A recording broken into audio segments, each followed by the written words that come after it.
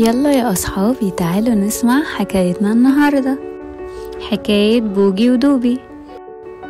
كان يا مكان كان في أخين، الأخ الكبير اسمه بوجي والأخ الصغير اسمه دوبي.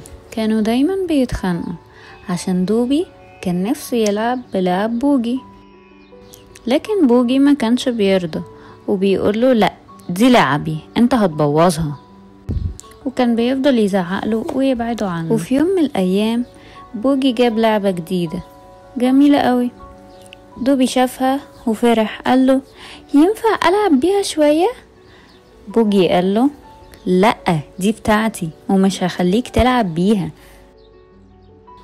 دوبي زعل جدا ونزل الشارع عشان يشتري واحدة شبهها، ونزل الشارع من غير ما يقول لحد وتاه معرفش يرجع البيت. قعد على الرصيف يعيط ومستني حد يجي ياخده.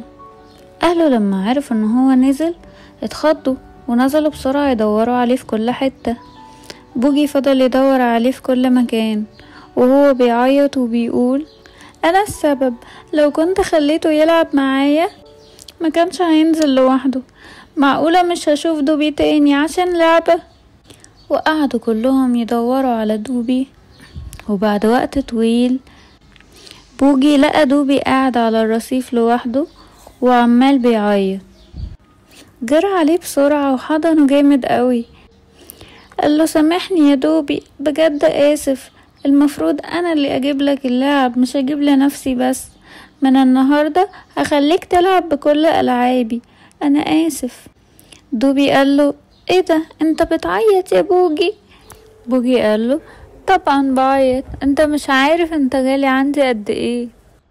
وتوتة توتة خلصت الحدوتة، حلوة يا اصحابي ولا ملتوتة؟